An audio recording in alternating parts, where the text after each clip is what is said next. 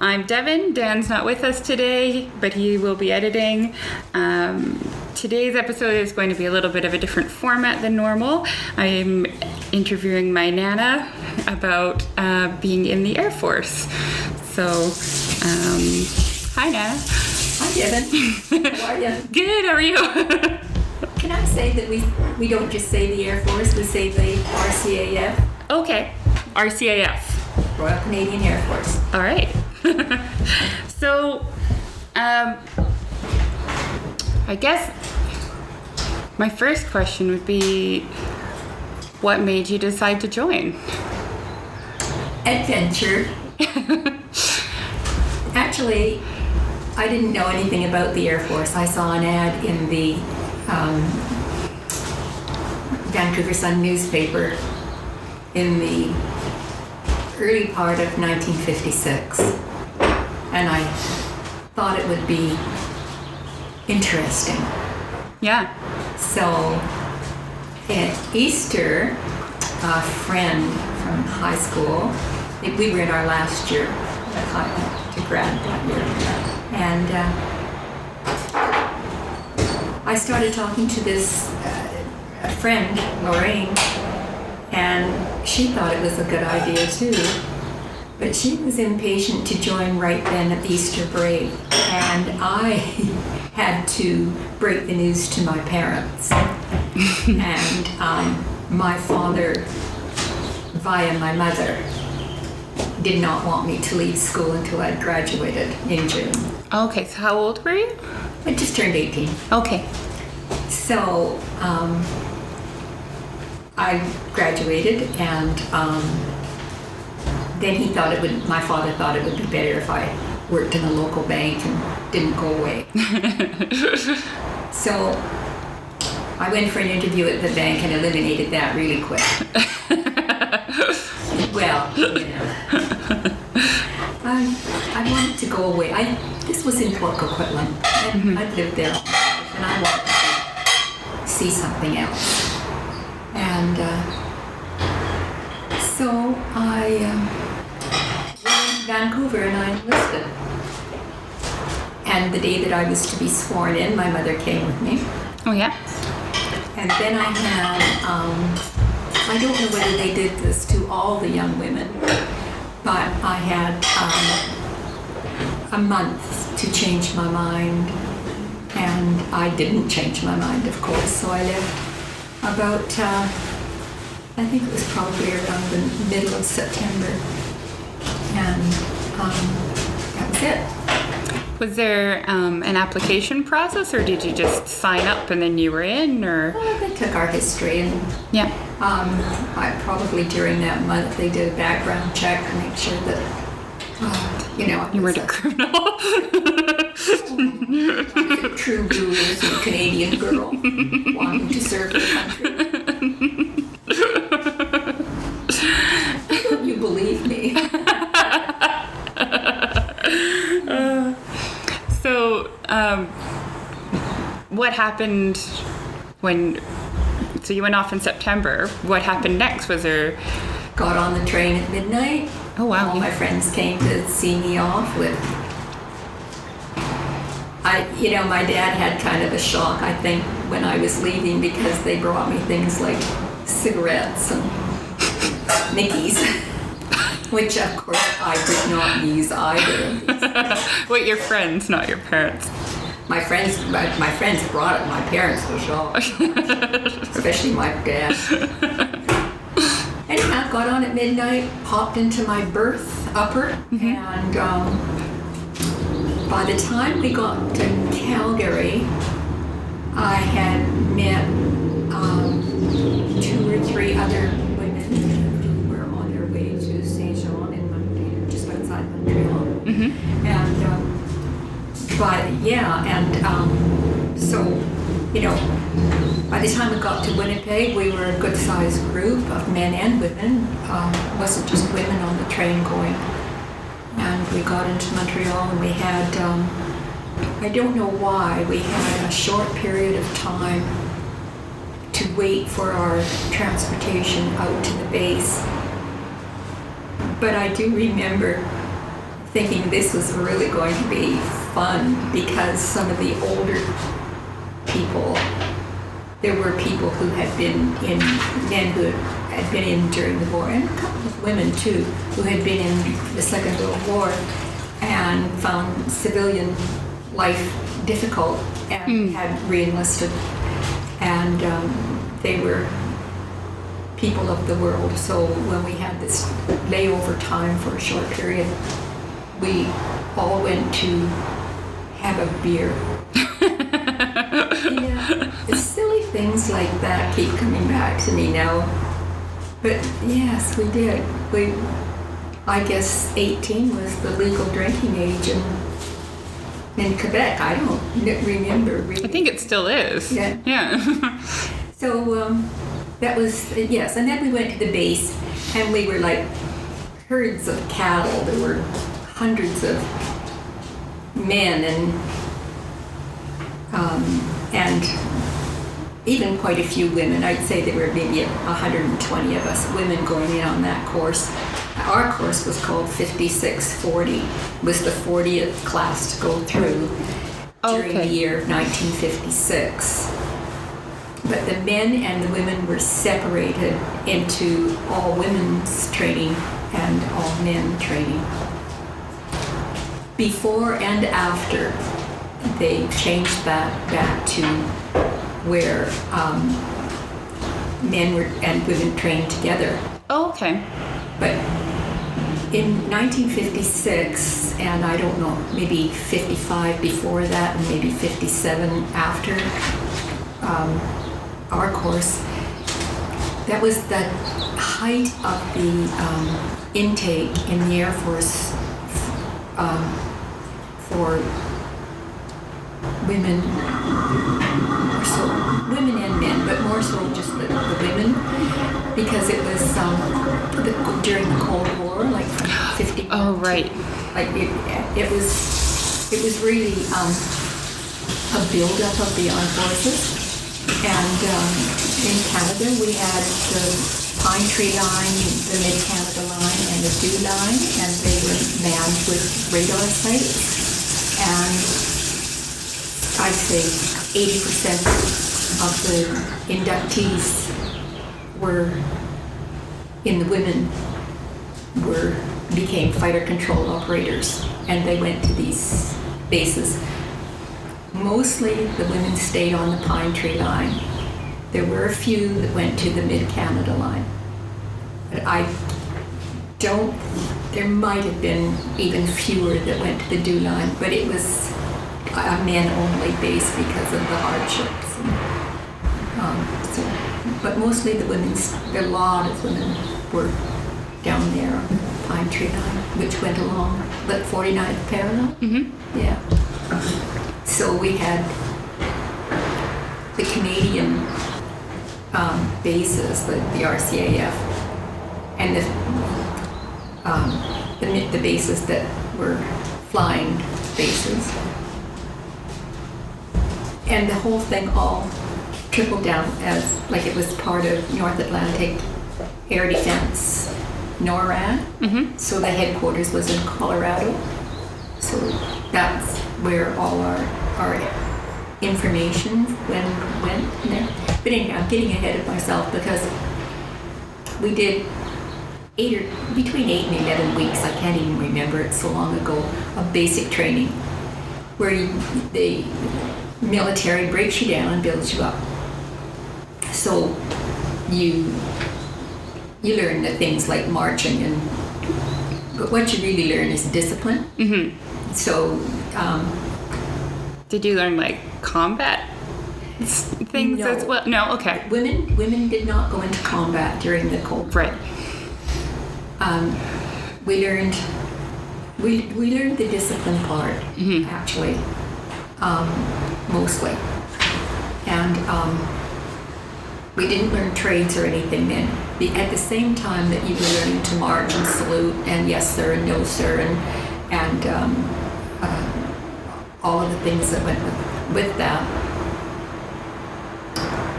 We also did the in-processing of what you were, what where your talents would lie. Okay. So, because I was saying that I had finished high school with all these secretarial shorthand and typing and all this kind of stuff, but I didn't want to do that.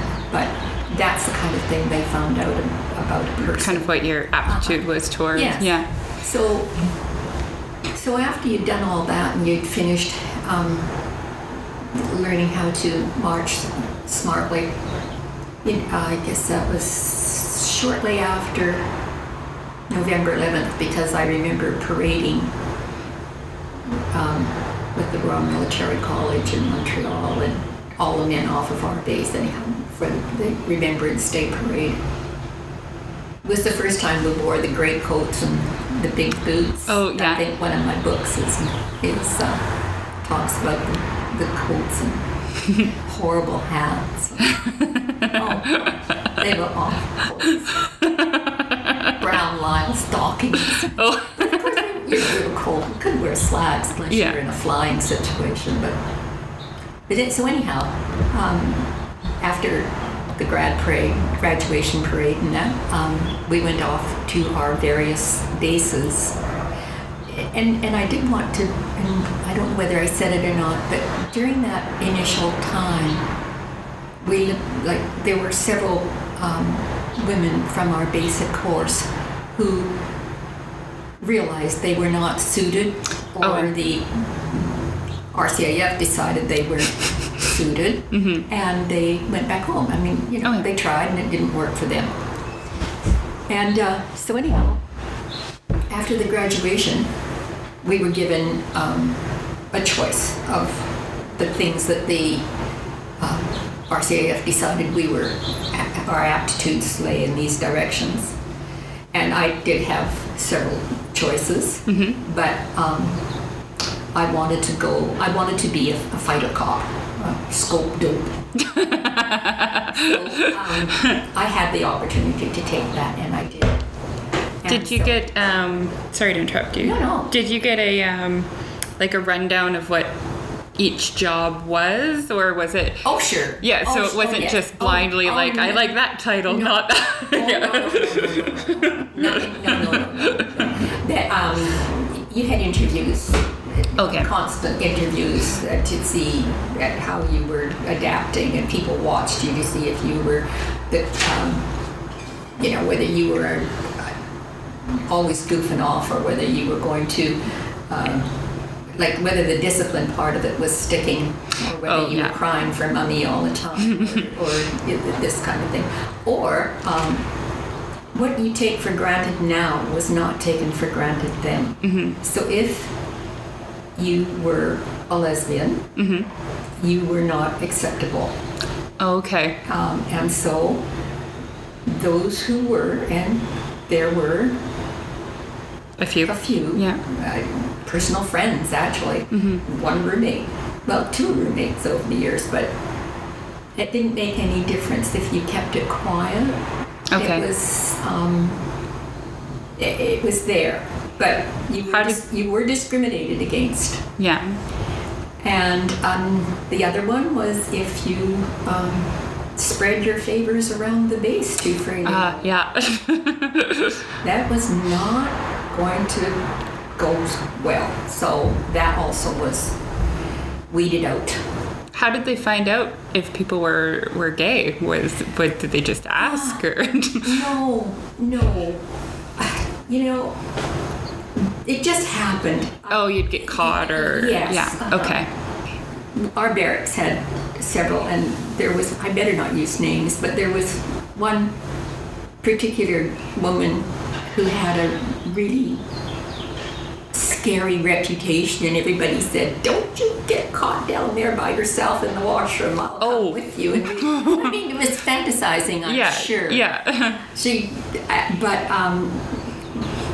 The barracks were, they had lofts, they had attics. Oh, okay. But they weren't accessible except through a hole in the ceiling.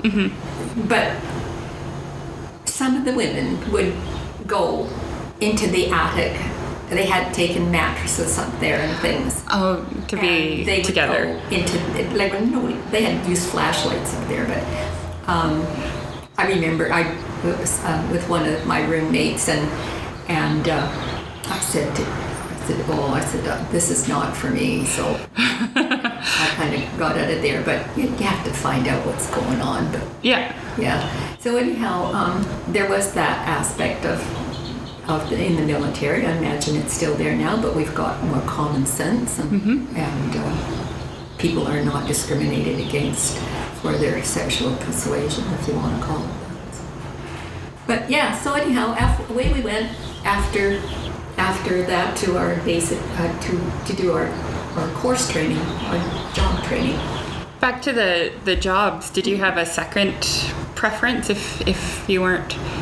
Oh, I would have fallen back on the secretarial stuff. Okay. You know, they had what they called a provisional Group 1 immediately, which I would have gone with more pay, and I would have gone straight onto a base with maybe 2 or 3 days to see what my skills were. Oh, okay. But, you know, I had really good typing and shorthand and office procedure and stuff. So, but I really didn't want to do that. And FCOs were really in demand. So Okay. there was no chance that I wasn't going to get that chance, you know, to go and do that. Mm-hmm. So the base that we were going to was called Clinton in Ontario. I can't remember how. I think there must have been about 15 of us from our course that went to Clinton for FC training for FCO radar training, or there might have been 2 or 3 who were teletype operators, because that training was there too. What's teletype? Oh dear me. Type. Sit it in the machine and it goes through. Oh, okay. Out the tape. Okay. Yeah. So anyhow, so that was there. That was also the base where men went there too. Like, they were men on our course, but it was also a radar systems ground crew Okay. base. It was a huge base, training base. So there were a lot of different things there. The day that we went by train from Montreal to Clinton, and it was Grey Cup Day, Grey Cup weekend in Toronto. Oh man. And the train was put on, we had to stop over for I don't know how many hours now, I can't remember. But they put the train on lockdown and we couldn't get off because they were, I don't know what they were afraid of, but we're not going to let these women loose on the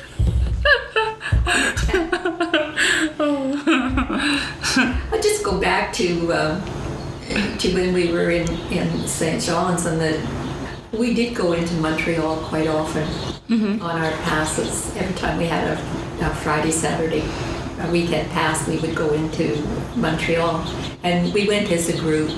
There was about 6 or 8 of us that would travel together into Montreal, and we would rent a pension with a couple of beds in a room. Oh, okay, yeah. Like a hotel pension. And you know, there was always a woman in there that looked after us, kind of thing. Excuse me. But we'd have, you know, 3 or 4 people sleeping in the same bed, trying to get a couple of hours sleep before they had to go back to the base.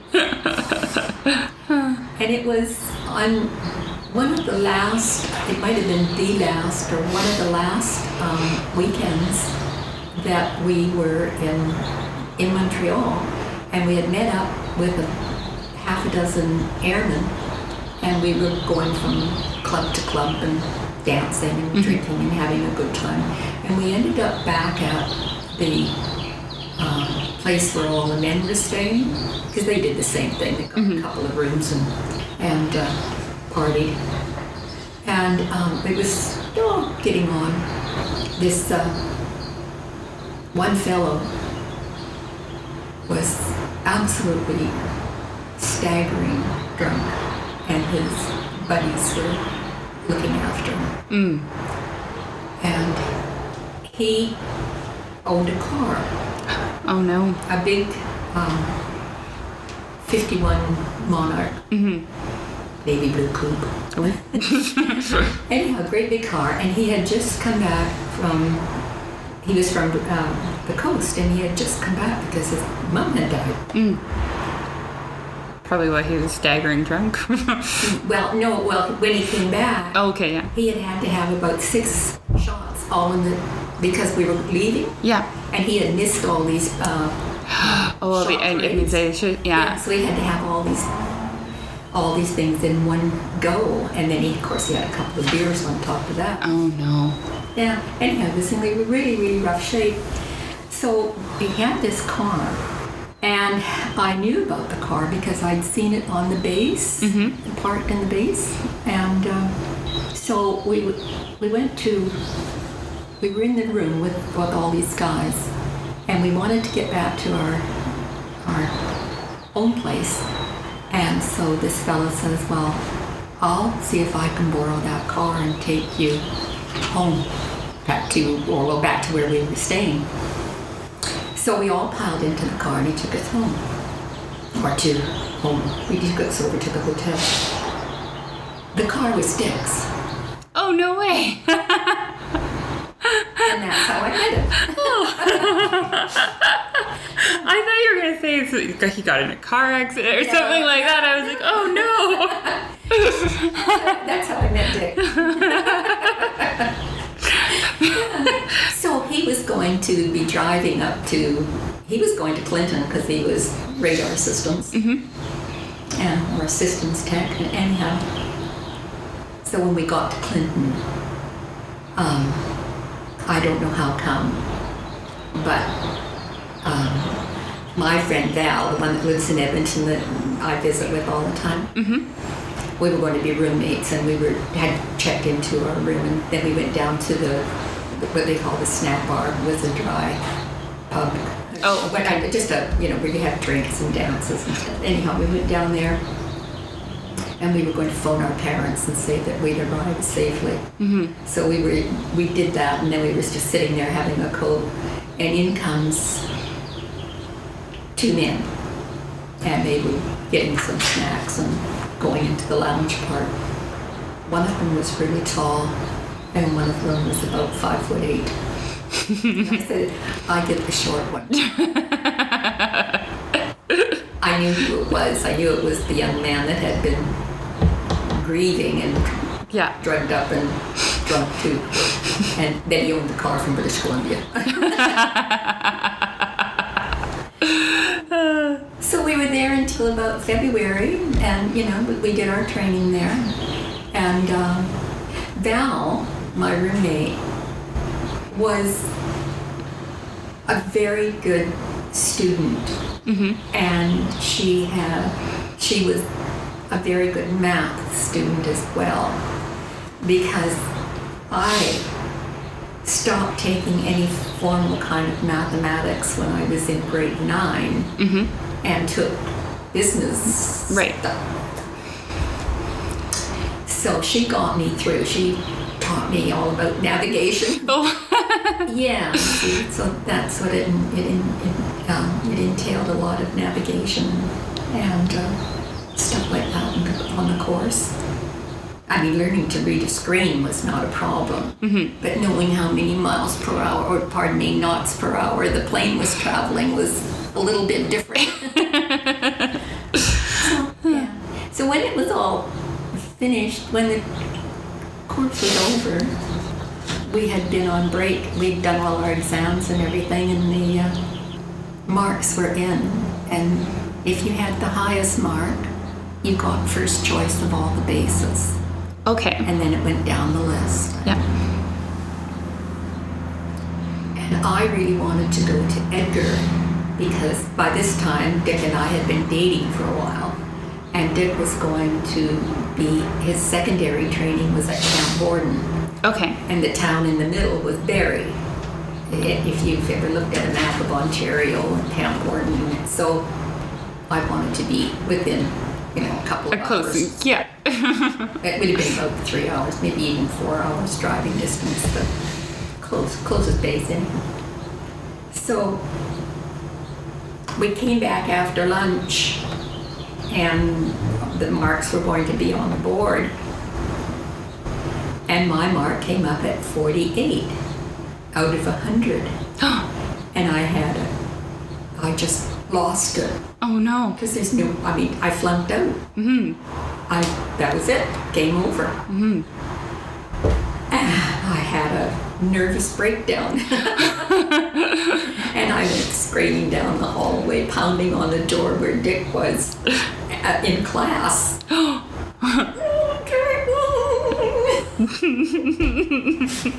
His sergeant, my sergeant, they just shook their heads. But he came out, and I don't know what he said. Oh yeah, he came out, and our instructor, the sergeant, and Val came down the hallway, and they had reversed the numbers.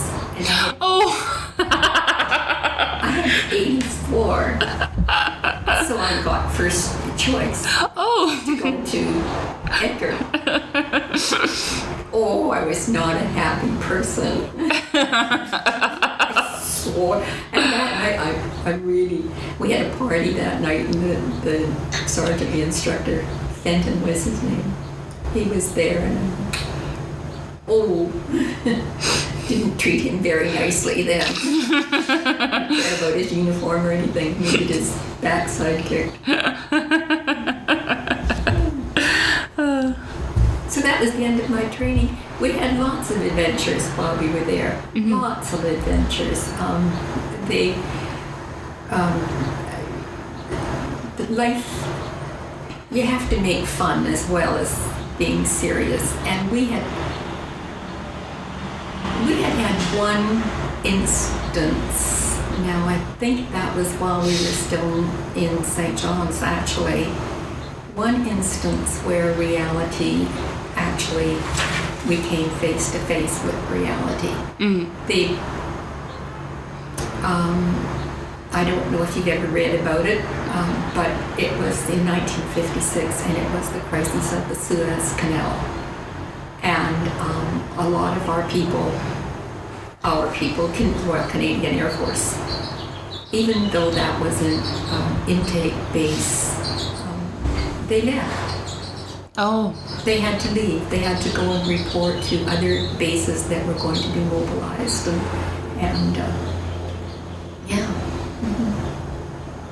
It was a really tricky time, the Cold War.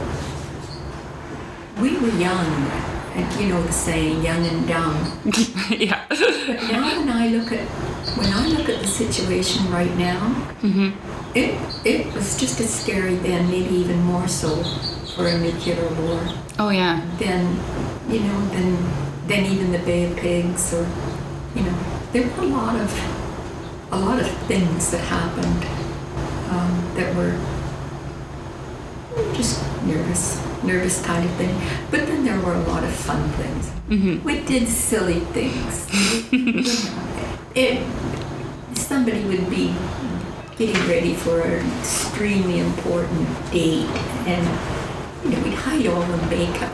We'd accidentally lock the her out of the bathroom or in the bathroom, or awful things when you think about it, but they were not mean things. Yeah. They were fun things, but they would be traumatic at that moment. Yeah.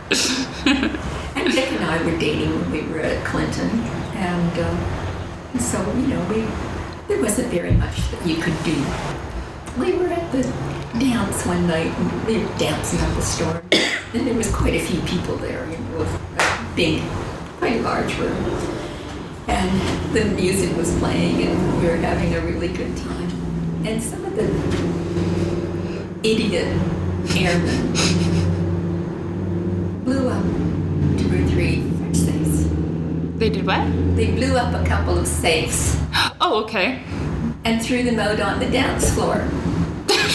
And I said, "Oh, Dick, go get me the balloon." Now that has to come out. dear. I mean, he didn't he's a clueless person. I wasn't even Catholic by that time. I should have known all those things, shouldn't I? Oh, man. So you know, there was fun times, lots and lots of fun times as well.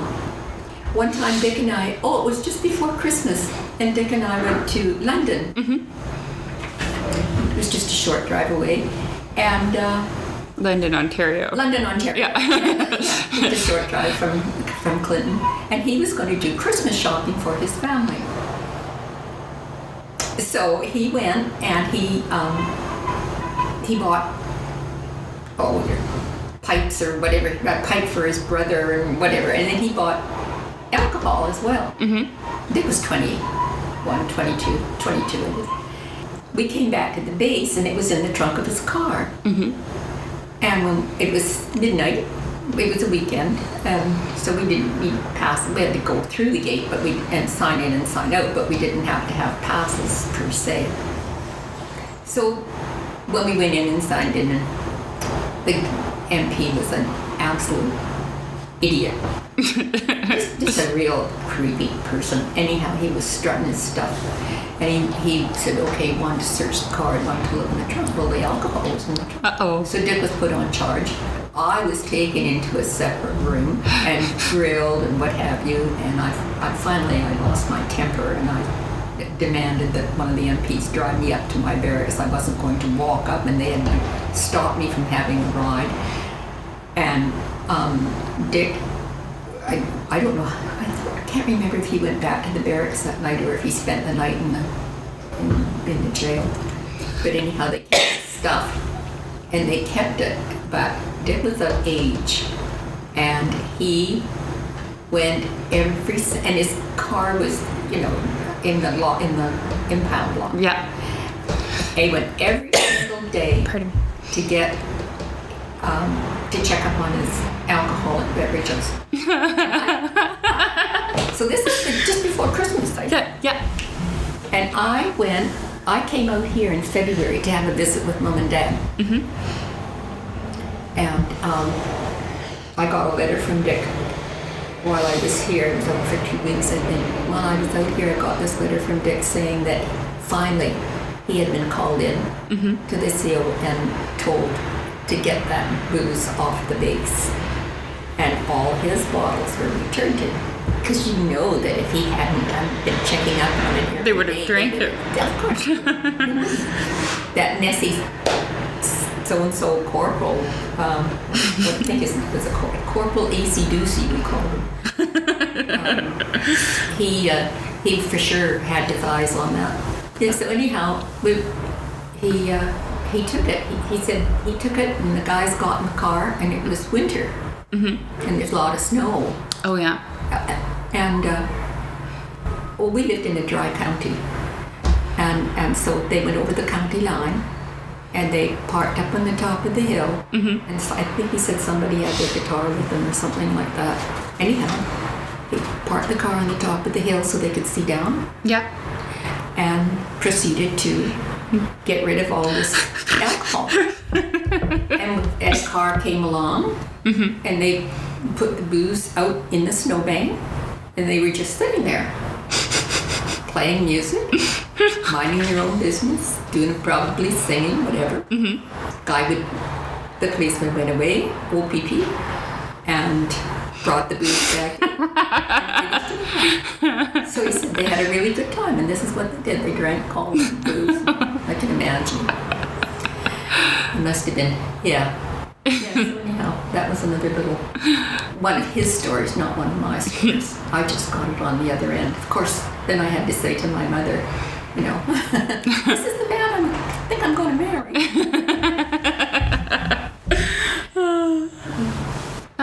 So going back to the job that you did, what did you do? Okay. Gee, I wish I picked out a picture. There was 2 or 3 different functions.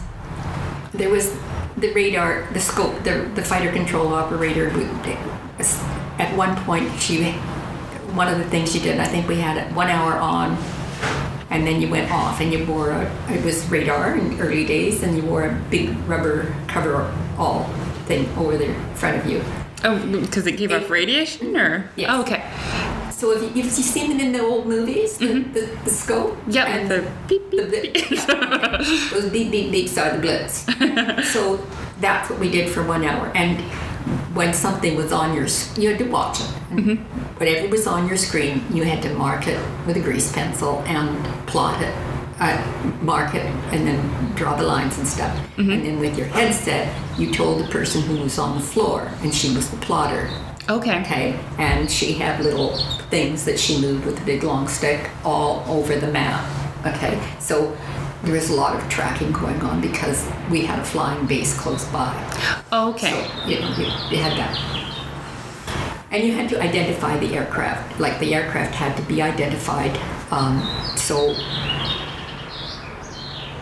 there was that. And then there was the third position was to write the information on the board, but you had to stand backwards and write it backwards so that it could be read forward.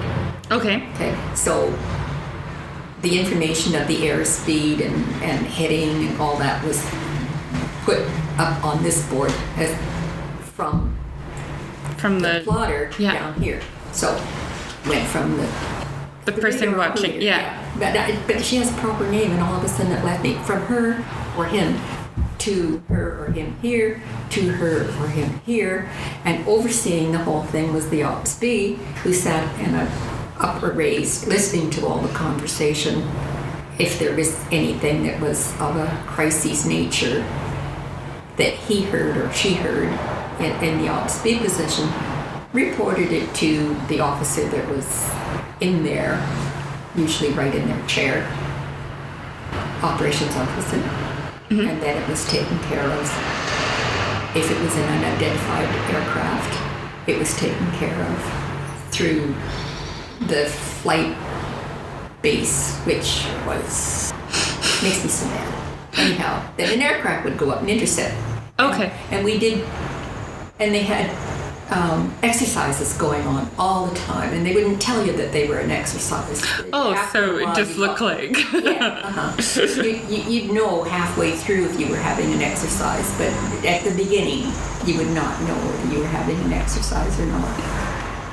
It was interesting because you worked in the radar room itself, on radar. You worked there for 1 hour. Yeah. Then you went down to Ops B, 2 hours. And then you went over to down to the plotter for a while. And sometimes you went onto the plexi board, but sometimes you just went off for an hour and then back to radar again and repeated it all around. And it was on 24 hours a day. So oh, wow. You worked 3 shifts. Like it was 8 to 5 to midnight or something like that. Whatever it went. Yeah, they divided it up into 8-hour shifts. And usually you got a break for 1 hour every 3 hours, or sometimes a half-hour break between plotting and plexi. Okay. Or something like that. But it was interesting. It was interesting. Oh, wait, there was the other station where you sat with your headset. It was the conversation. What was that one called? I'll have to look that up too. It was between the pilots. Oh, okay. So actually, you directly to the pilots. Any conversations back and forth. I like that one. I like that position. Yeah, it seems like it would be interesting. It was, yeah. You didn't get to speak very often, but every once in a while. Is that how you identified the plane? Like, well, if we needed identification, yes, it would come if a fighter went up, like a Sabre or CF-100 or something like that went up, and they would identify it visually, and that would come back to us if it hadn't already been identified from the Ops B or the operations officer in touch directly with the base that they had aircraft in that area. Oh, Or they okay. would have heard, like, the ops speed person always had on a headset, and they got the pilot information as well, if something, they notified, like they would notify the base. So you just wouldn't have to, guess from the dot on the screen, or But you had to get the airspeed. You had to. how would you figure I that? can't even remember. We're going back 62 years. Yes. 62, yeah. I mean, I can't remember what. Yeah, but so the blip showed up here, Yeah. and then it showed up here. And it was just how much time had passed between. Yes, and then. Oh my gosh, Yeah, that seems. because when we started out, these aircraft started. Some of them were like 450 knots an hour. But just when I was leaving, well, not leaving, but yeah, before I got out, we were being tested at 1,500 knots an hour, like the 101s. What were they? CF 101. They're coming out. They came out in 59. And remember the one? No, you don't remember, of course, but there was that Avro that Diefenbaker shot down and we never ever had it built. But that one was supersonic, like that, or not supersonic, but that one was like Fast. very, very fast. Yeah. Very, very fast. Yeah. All in all, it was like the rotation. You never got bored doing anything. Yeah. Yeah. Is that still? Do you know if that's still how they do it now, or is it all computerized? Or Yeah. yeah. No, this was I don't. No, that's really passé. Okay. So I imagine they could do it if they could still be done that way, but why would they do anything that If they slow? could, yeah. I mean, you can have a satellite do the whole thing and just like that. Fair enough. Yeah. Yeah. How long did you do that for? Not a year. Oh no, not that long at all. Maybe 6 or 7 months. Oh yeah. And then, and then when Dick and I were going to get married, I guess I wanted to be on days only. So I was misemployed. Mm-hmm. So I worked in the same tower, put my secretarial skills to good use then. I didn't do any shorthand. I didn't have to do that, but I did a lot of typing for the operations officer. All the daily reports that had to go out. We had like daily routine orders on every base. Oh yeah. So it was basic stuff like that, but I just spent 8 hours a day typing. So a little bit less exciting.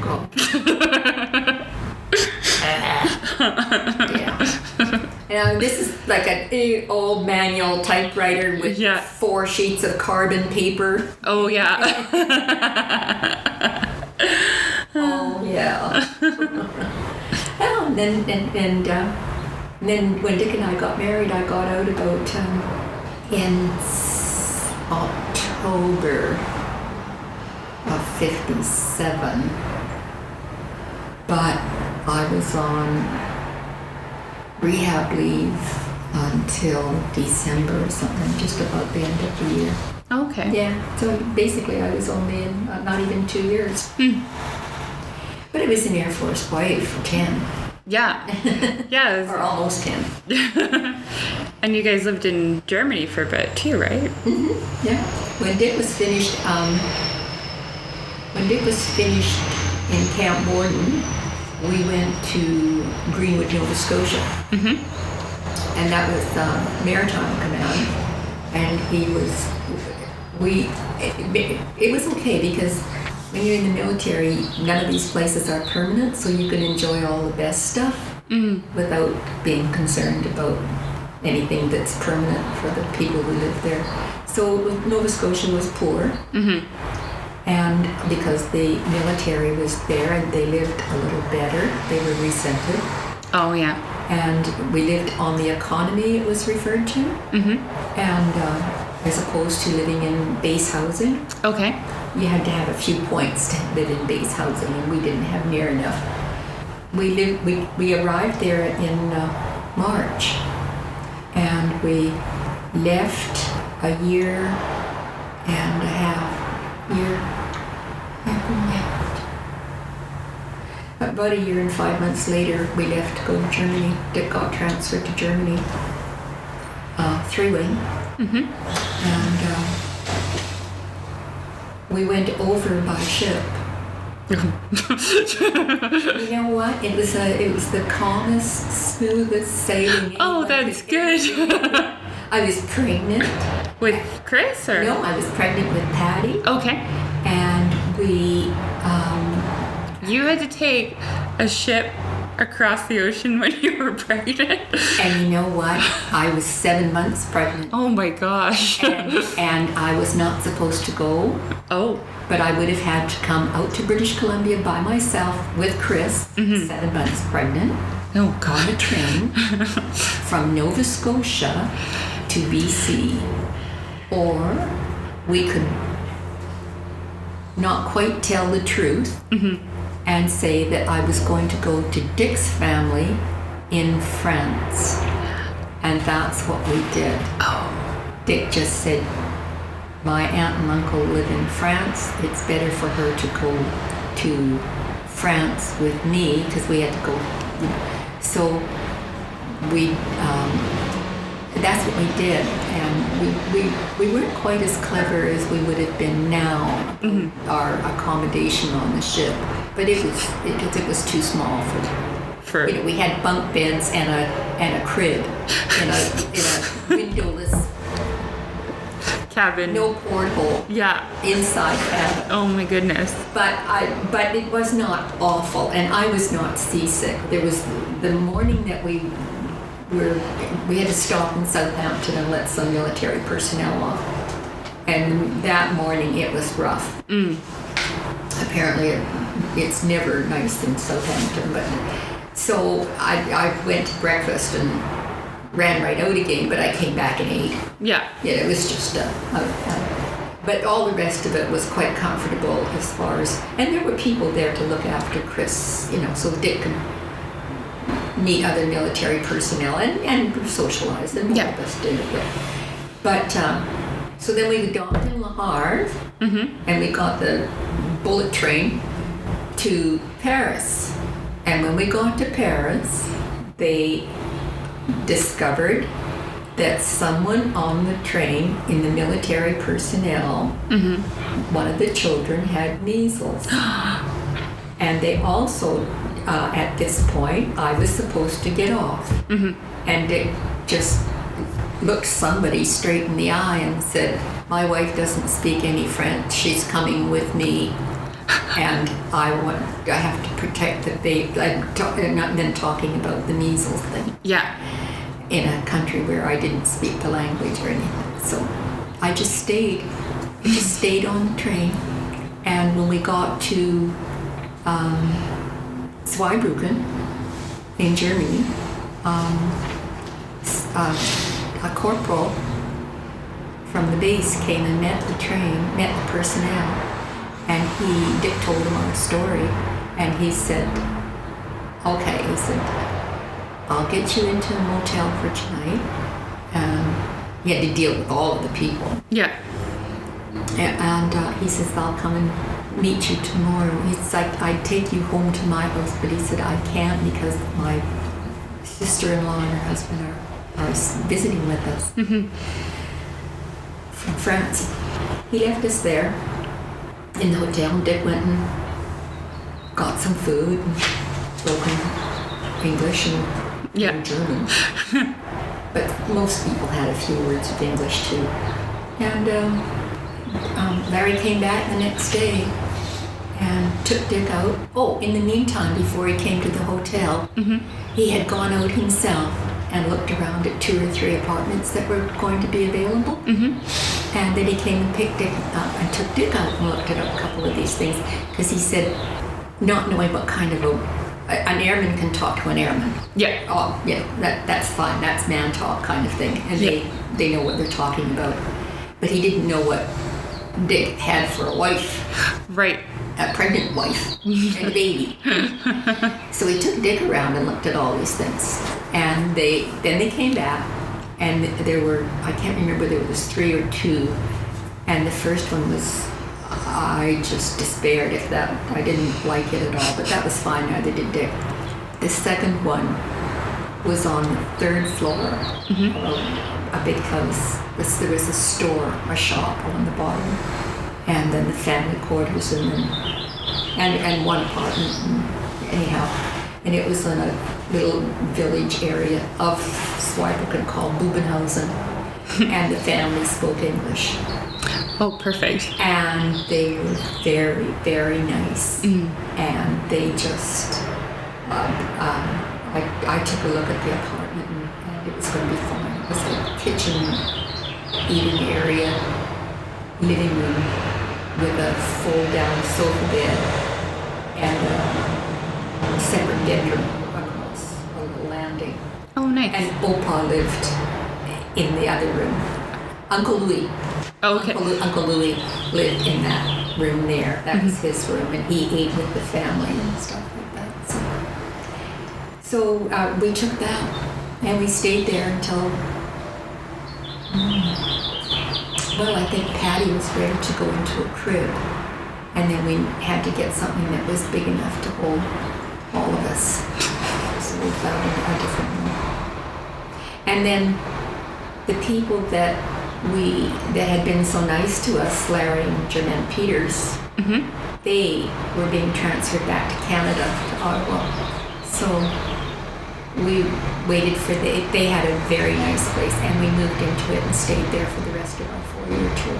Oh, nice. Yeah, well, they were lovely people. Lovely, lovely people. Aaron and Fraulein.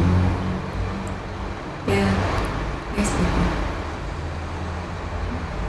She liked coffee and hamburger, and we needed a babysitter every once in a while. So it worked out really good. Oh, perfect. Well, they didn't have access to the PX or anything like that. Oh, and we had the Canadian PX and all the American PXs. Oh. So we could shop. What were some of the other jobs available to women? Oh, well, let's see. It was the clerk type, and clerk admin. That was a separate job for the clerk type, and Was that more filing and stuff like that versus? clerk type was. Oh, okay. Clerk admin was a little more responsibility, more involved, more social, more with the public. And then there was, I'm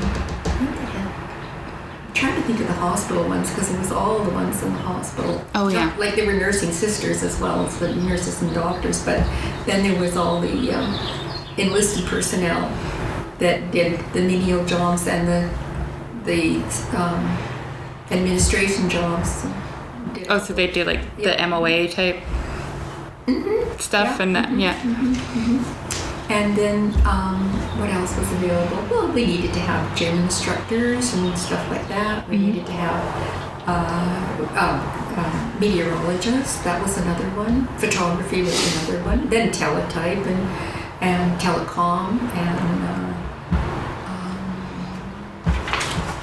it just goes on and on. You can do just about anything in the Air Force except fire a gun.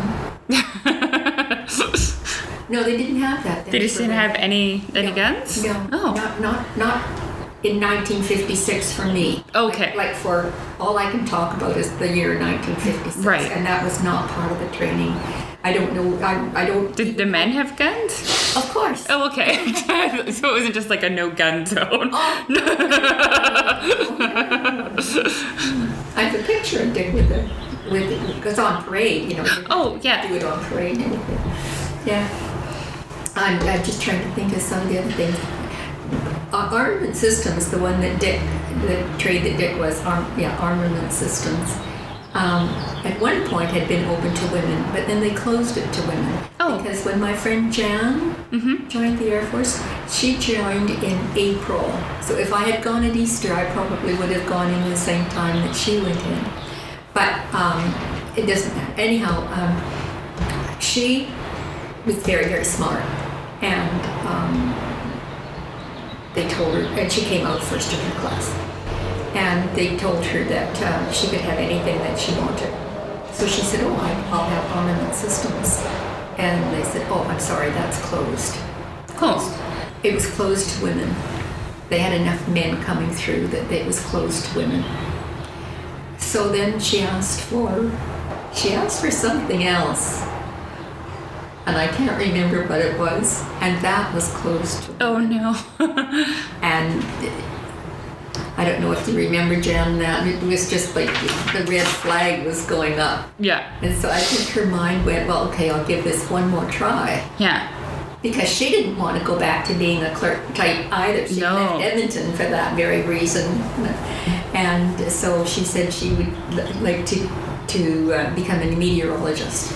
Oh, okay. And that was fine. She could be a meteorologist. But there weren't any courses available for training.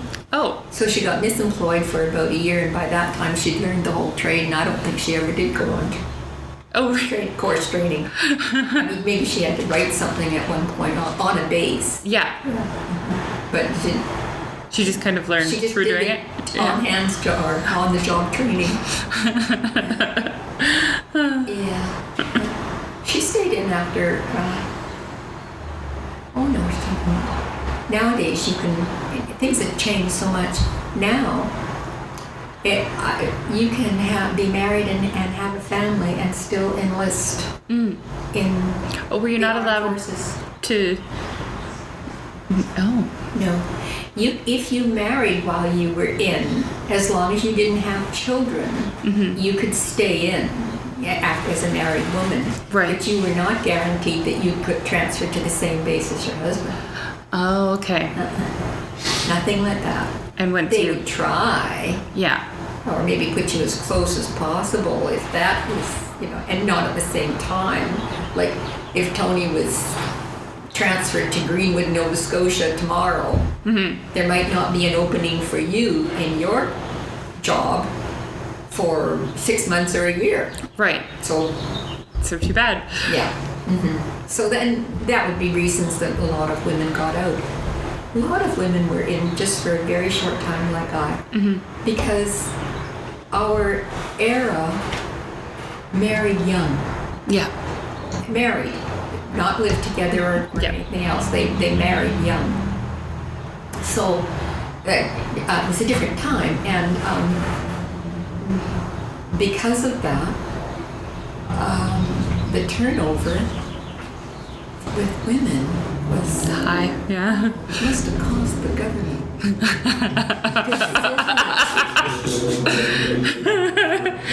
Well, I mean, you think about it, how much it costs to clothe and train an air woman, and then turn around and a year later, the ratio of men to women was. Oh my God! Like you had your pick, right? Oh yeah, flying bases that like, oh lordy, 10,000 to 1. Oh wow. No, maybe not, maybe 5,000 to 1, but yeah. Yeah. Yeah, you think about it. Oh, and women could be cooks and. Oh, okay, yeah. And food something attendants, things like that. That was another thing. If you took more food, they think that these things are jokes, but they're not. Everybody got rotated to these jobs that had to be done. So you'd have a week where you had to go in and slop dishes in the kitchen, or I don't know, act as a server and waitress or something in the sergeant's mess or something like you had to take your turn and do these horrible jobs. It wasn't all just basic training. Right. They had to run the place, so they ran with the staff they had. And another thing that they had was in St. John was a school of English for the French men and women who wanted to join the Canadian Forces, the RCAF. And they Yep. So if you wanted to join, and your English was not perfect, you did 6 months or a year or whatever it took at the School of English. You lived on the base, did everything in the military training and everything, same as everybody else, but instead of most of your day, like say 1 day a week you went on parade or something, but the rest of your day maybe just the whole afternoon, I can't remember exactly, but you went to school, learned to speak English. Wow. Mm-hmm. And one of my roommates, Terry Todd, that's what she did. She was in the School of English for a while. And her English was really pretty good. A lot of the French girls, they wouldn't speak English unless they had to parade or something with their work or whatever. They would speak English because they had to speak English. Right. That was about the only thing I think that was you could say was separating. Yeah. Not all of them, but there would be one or two that would just refuse to have anything to do with anything that was English. Was it cliquey at all between different positions or anything like that? No. Except for Whitey Ford's group of what we called lesbians in those days, gay people. That was the only thing that was a group all by itself. Yeah. But nobody wanted anything to do with them. They were too afraid. Oh. She was a big woman. And we were just little girls. I didn't even know what the word was until we got in the Air Force.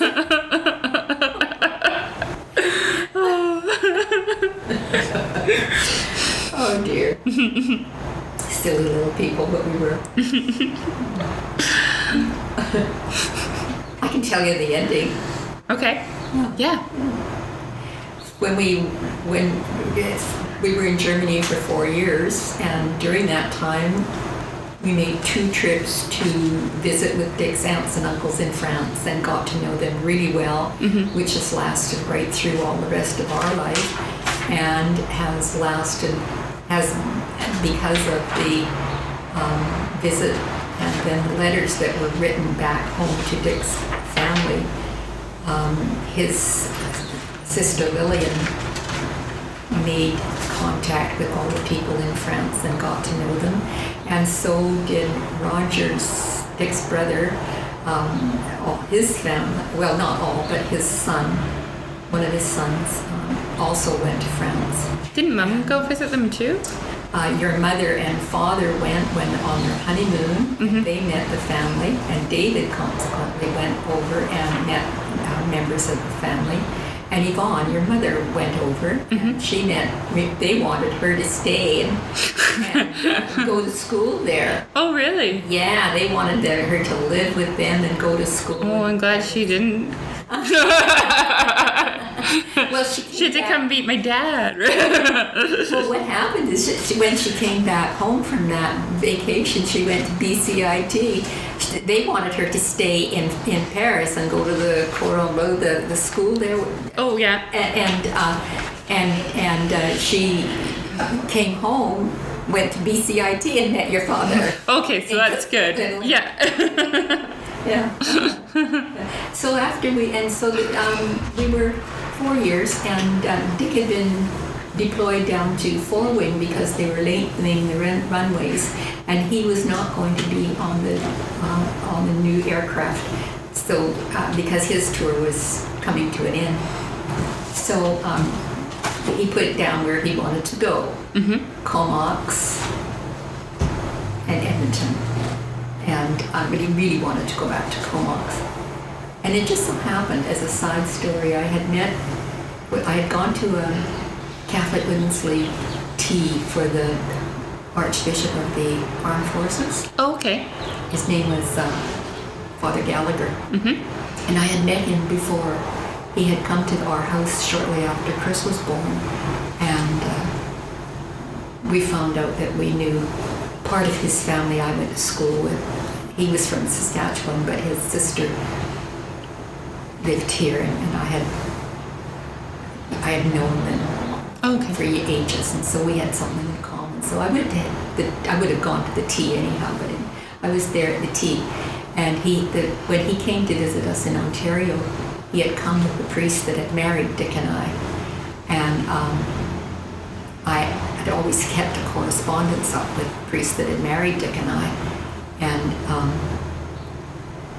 I said to him, I haven't heard anything from Father Enright since February. And he said, Father Enright died. Oh. I was quite surprised and taken aback. Anyhow, we had chatted for a bit. Then he said something to me about going home, and I said, yes, we're due to go home shortly, whatever. Oh, this must have happened in November, I said, or January, because I said, yes, we're due to go home in February, I think. And he said, where do you want to go? And I said, well, we're both from British Columbia. We really want to go to Comox. We haven't been there. And I said, my family hasn't met my husband or seen any of the children or anything. So. Oh, really? Yeah. So anyhow, I said that. And about 4 days later, they got a transfer to Comox. Oh. Yeah. I have no idea if there were strings pulled or... whether he did that or whether he just said the right prayer. I'll probably believe he said the right prayer rather than he went, But Or both. Or both. Yeah. Cover all the bases. There you go. Get your 9 chains one of these days. Anyhow, so we came back to Comox in February, and Dick met everybody, and I met everybody, and we settled in up there, and we were there until 1966. When Dick got out of the Air Force, and after 10 years. He'd been 10 years in. So. And I think that Comox started a love affair with the island for your mom. Yeah, probably. Yeah. Yeah, so, then we settled in Maple Ridge. And all of that is coming up for 61 years. Oh, wow. Yeah. Did you ever get to fly in any of the planes? Was that part of your training? Oh, no. No. The women... Not even on a joyride or... Shortly after... not shortly after, but I'd say around maybe in the late 60s, maybe after 67 Confederation, I can't remember when this happened, but they started different careers in the Air Force were phasing out or weren't, people wanted to transfer. And what they did was they opened up a course for stewardesses, flight attendants. Oh, okay. And women could transfer out of whatever they were doing and become a flight attendant. Oh, really? I know several women that did it. The Air Force is a very good. No, I shouldn't say is, because I don't know about it now, and you hear awful stories about the armed forces. But I think the basic camaraderie is the same. Mm-hmm. On one of our reunions, I think it must have been the London reunion, we went out to the base, and the young airwomen, I don't think there were any men there. They might have been, but we were all women, so it was predominantly airwomen that came in and were hostesses and walked with us around the hangars and talked about different things and stuff like that.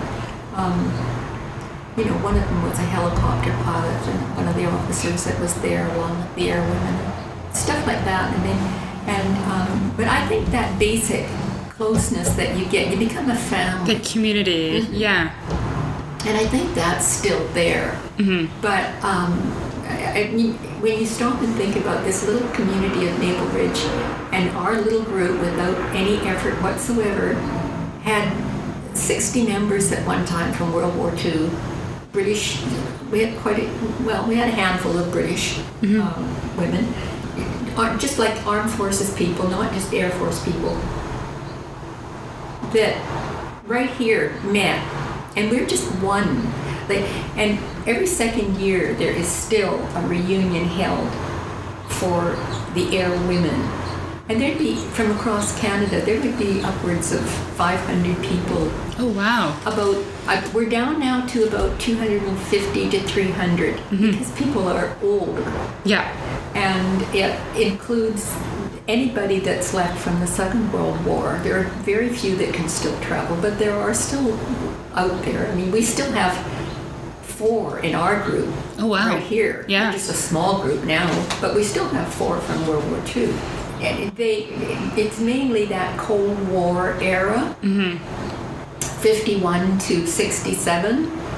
And, well, that's what we encourage anybody to come and join us, but that's where the nucleus was. It was from the 50s and the Second World War and up to about 59, where most of our membership was. But, to have that many people who are interested just from here, and then take that small group from here and stretch it right from Newfoundland across the whole country, and the ones who are still feeling that camaraderie, that family feeling, and get together. And we do it for 3 days at a time. A meet and greet, a formal night, a semi-formal night of just having social time, and then a formal night where we get a little bit gussied up, and we have a production, we have speakers and entertaining, and a social evening out of that. And then the Sunday is always a church parade and a big brunch and a farewell kind of thing. But they're the same. The layout is the same. The program is basically the same every time. We run a little goofy things and stuff like that. And people just table hop or whatever you want to call it. Mingle and mingle. Yeah. And tell stories. Oh, that's so cool. Tell a lot of stories. And a whole lot of remember when or were you ever on this base. And everybody brings their pictures. Lots and lots of pictures. Yeah. Okay, so thank you for listening. You can find the podcast at tomeofuselessness.com. We're at Instagram. Our handle is at tome_of_uselessness, or you can check us out on Twitter at useless_tome. And thanks, Nana, for interviewing, and we'll talk to you next time, and Dan will be here.